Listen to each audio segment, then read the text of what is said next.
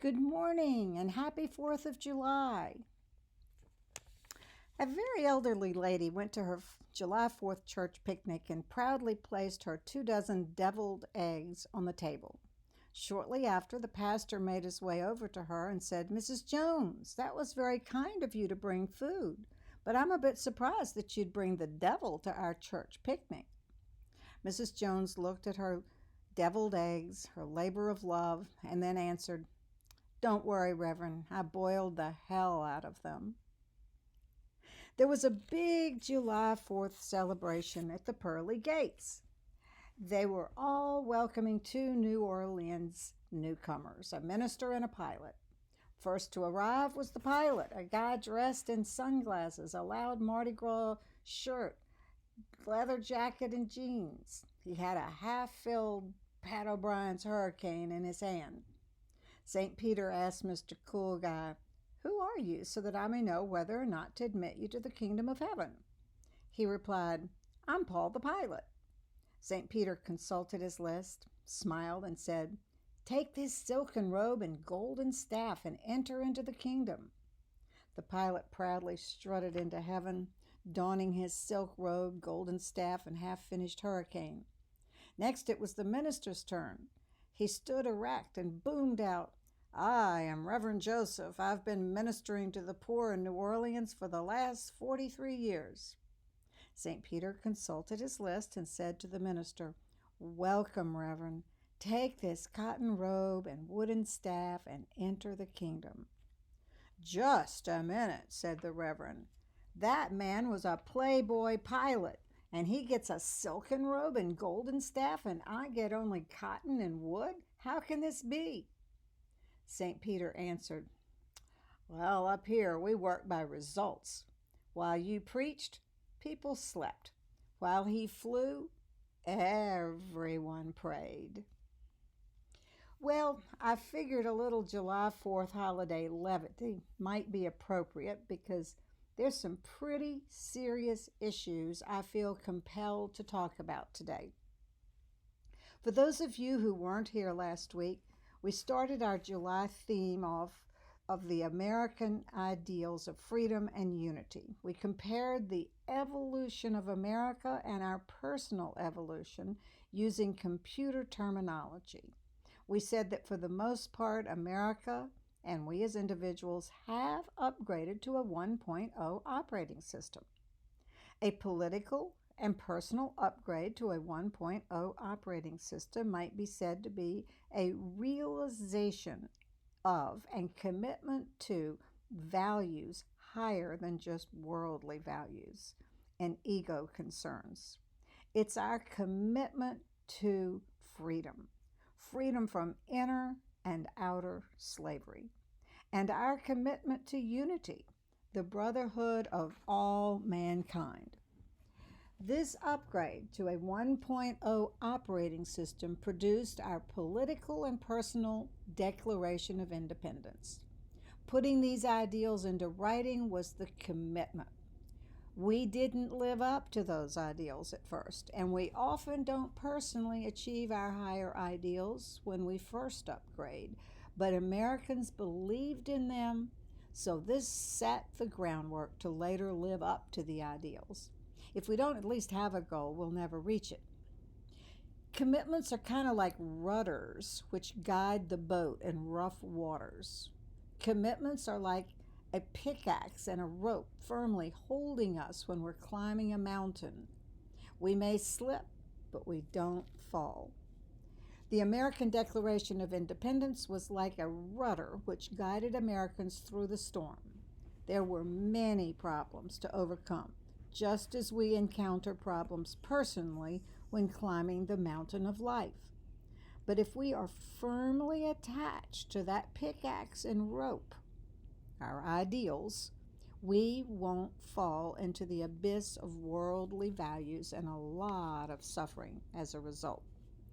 In the case of the 13 original American colonies, they squabbled incessantly and chaotically about everything. There was total disarray. They didn't even have a common currency, and there was slavery. But Their commitment to high ideals had been made in writing. So, America at least had a rudder and a pickaxe and rope to keep them headed in the right direction. In personal terms, an upgrade to a 1.0 operating system might be when we commit to higher ideals than those of just worldly pursuits and ego driven desires. Like America, we might not at first live up to these ideals, and we might have one foot in each world for a while, but we have at least committed to a higher path, which means we have a chance of reaching our goal. Living by these self evident truths saves us a lot of suffering and time. For brevity's sake, we'll go on through the 2.0 operating system and work up to the 3.0 operating system, wherein the 13 colonies finally united and they freed the slaves. Personally, the 3.0 operating system might be when we free ourselves from old prejudices and worldly value systems. We cooperate with people of different ages, religions, political leanings, and races for the greater good, like the 13 colonies did. In other words, we begin to walk the talk. Let's fast forward to America's or our personal upgrade to a 4.0 operating system. In America, this might have been when we gave women the right to vote. Personally, the upgrade might be when we cooperate and work with and give a chance to people whom we deem inferior for one reason or another. Maybe people of different genders, ages, nations, religions, or races. Maybe we listen to them instead of just judging and discounting them, like the 13 colonies finally did, for their own good. An upgrade to a 5.0 operating system in America might have been the enactment of something like the New Deal legislation during the 1929 Depression, when Americans actually did something to help those who needed it. It provided jobs to the unemployed so that they didn't starve. Personally, a 5.0 system might be doing something for the good of beings we have no personal interest in, just because it's the right thing to do to help those beings. For example, I have students who quit eating meat so that they don't contribute to the slaughter of defenseless animals.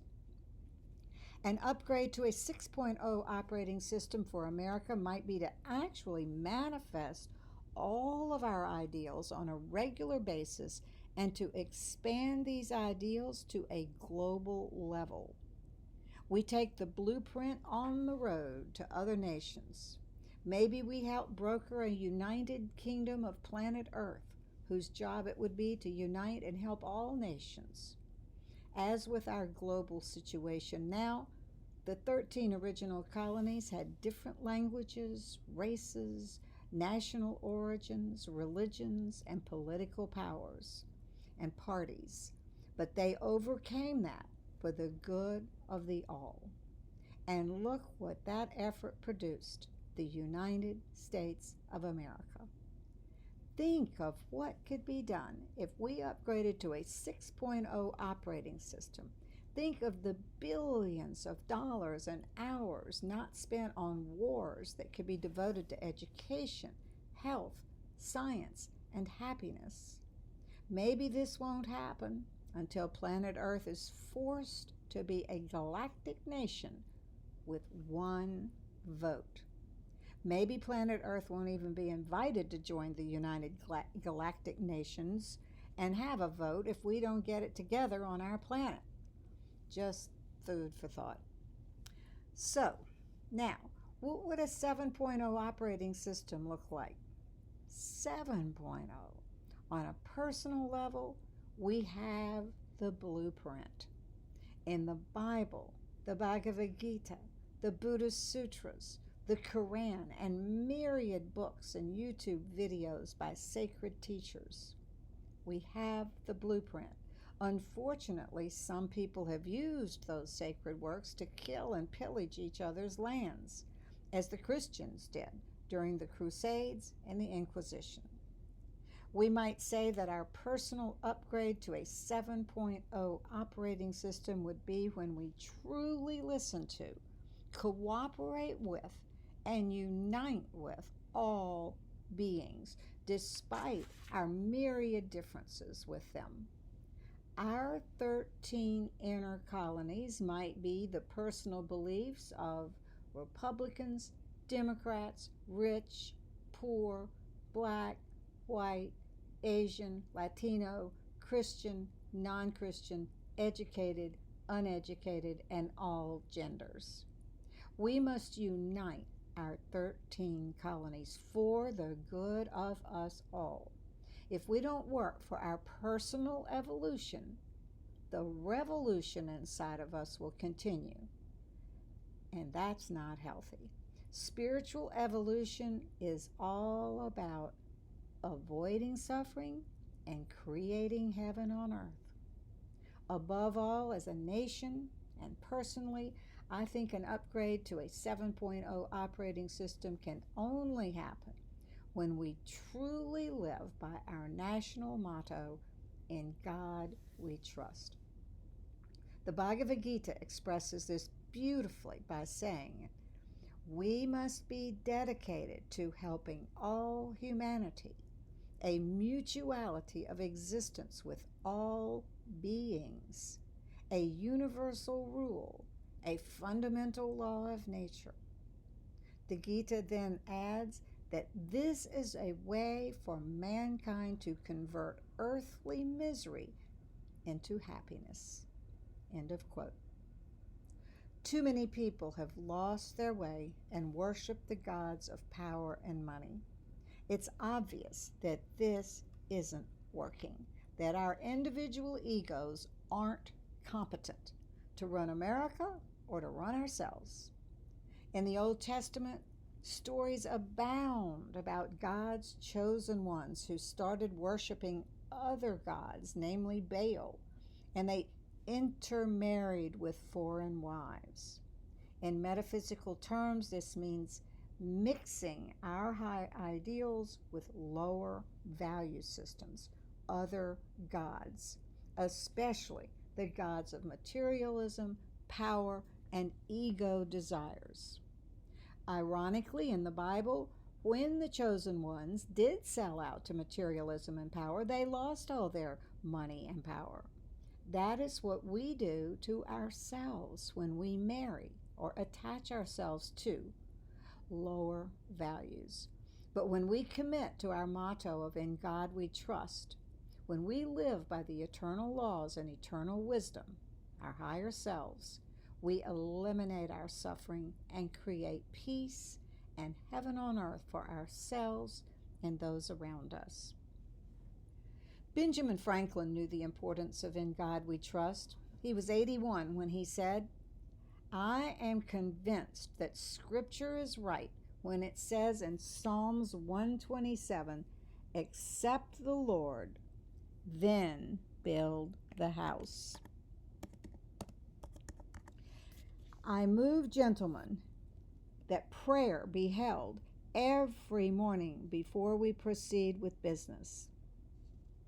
When George Washington, the general, was on the verge of losing the American Revolution with his ragtag, unpaid army that was fighting the greatest military power in the world, England, he gathered his men in prayer every morning.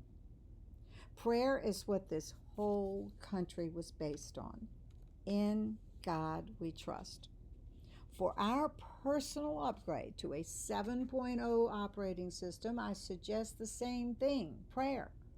And listen to God's answers. Listen to truth, your higher self. We often feel like our lives are in chaos, that we are a ragtag army of one trying to fight the world with few resources, like George Washington at Valley Forge. If we return to our national motto of "In God we trust," I think we'll win the battle of life. To trust in God is, among other things, to honor the God or Christ consciousness that is within every being and to realize that we are all one, even Democrats and Republicans, people who speak different languages and have different religions, to worship the same God, I might add, people who are black, white, Hispanic, Asian, Indian, rich, poor, educated, and uneducated, etc., etc. Fill in the blank. It's not easy, and it takes a great deal of personal evolution, but the payoff is great. The 13 American colonists did it, and we can too. I asked you this question last week, and I hope you reflected on it. What is your personal Declaration of Independence? This week I also ask another question. Where are you on the 7.0 operating system? When each of us answers that question individually, we will have answered the question in terms of America, because we are America. In a democracy, the constituents are the government. When a critical mass of us upgrades our operating system to high ideals, and when we live up to them because it's just the right thing to do, America will be able to upgrade itself, because America is the people and by the people. I'd like to share a history quote with you. In September of 1786, the United States were in shambles. The economy barely moved. Inflation was high triple digit. Jails bulged with debtors who were considered criminals in those pre-credit card days. States waged vicious trade wars against each other. The total federal income in 1785 was less than a third of just the interest on the national debt. Printing presses flowed rivers of worthless paper money. Sounds like a quote out of yesterday's Wall Street Journal, right? The point is, we can overcome, as is our history, if our values are in the right place and we live up to those values, symbolized by "In God We Trust." If we let our higher selves guide us, if we don't put our trust in the gods of herd mentality, social media, and our baser natures, that is. In 1785, the British delighted at the infighting among what London called the disunited states. And you can be sure that there are outside forces now which are delighted at our disunited states. Divide and conquer, my FBI father used to say, was their aim. How did the original 13 colonies finally unite? In God they trusted. People finally put aside their hatred and mistrust of each other and worked together as one nation under God. Let me share with you a few words from Emmett Fox about the United States Constitution. He said, "The United States is not merely one more nation added to the list of nationalities. It stands for certain special ideas and special principles which have never been definitely expressed in concrete form in the world before. These ideas may be summed up in the conception of personal freedom and unlimited opportunity. The American Constitution and Declaration of Independence are among the two most remarkable documents ever written, and their effect upon the history of the world has probably never been surpassed. Every thoughtful person anywhere, and certainly all Americans, should acquaint themselves with them." End of quote. I feel a particular urgency to talk about these July 4th ideals this year because I feel like we Americans have been taking our inheritance for granted of late. Many people consider the July 4th just another party day, and Lord knows we don't need another one in New Orleans. Most people don't even think about the freedom, brotherhood of mankind, and "in God we trust" ideals that this day represents, and that so many fought so hard for, and that we just inherited. To me, these people are like entitled trust funders who squander their inheritance and often end up with nothing. And then there are those who want the system to give, while they criticize, neglect, and give nothing to the system. But the system is us in a democracy. It's you and me. We need to start asking what we can do for our country and not what our country can do for us. And the first thing we can do for our country is to recommit personally and politically to manifesting America's ideals of unity, freedom, and in God we trust. Then we can upgrade to walking the talk and maybe model our ideals to the rest of the world. One reason those 13 colonies could unite and did is because between those 13 American original colonies there was prayer. There was the Declaration of Independence that was written by prayer directed people who consented to the mind of God. When they consented to that mind that is within each of us, the chaos subsided and cooperation ensued. If your personal life has gone awry, if your parts don't feel connected in any way, if your body is in dismay, if you feel like there are 13 separate parts of your life and they're all pulling you in different directions, pray. Like Benjamin Franklin and George Washington did when America found itself in that same state. Through prayer and meditation, we avail ourselves of the omniscience, omnipotence, and omnipresence of the universe. We access this vast supercomputer of all knowledge, wisdom, and power. That's how we can upgrade our country and ourselves to a 7.0 operating system. God says to the chosen ones in Nehemiah 1, "If you are unfaithful, I will scatter you among nations. But if you return to me and obey my commands, then even if you exiled people are at the farthest horizon, I will gather them and bring them to the place I have chosen as a dwelling in my name." This is a simple story for the simple people of 3,000 or more years ago, but it conveys a profound truth, eternal wisdom. If we live by the higher laws, if we unite, and if we trust the higher ideals of the universe, in other words, if in God we trust, things will work out. I'm talking about these serious things today because I think we have a critical need to hear them. We are at a crossroads in this great country.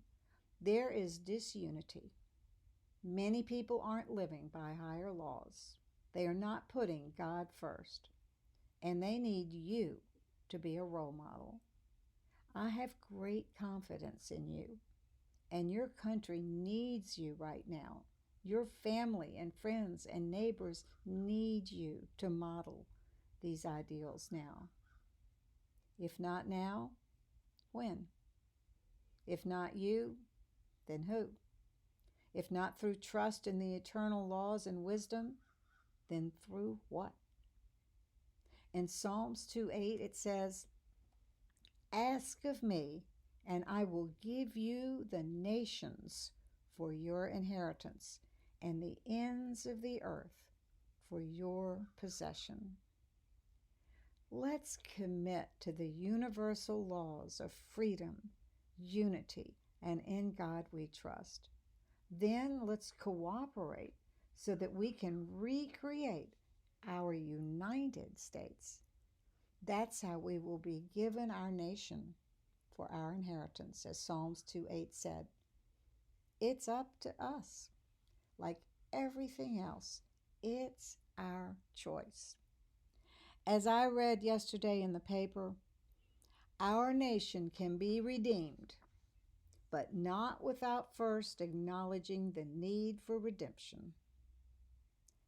I pray that our choice will be a United States, and personally that our choice will be to unite ourselves with universal truth and not political, religious, racial, national, and monetary differences.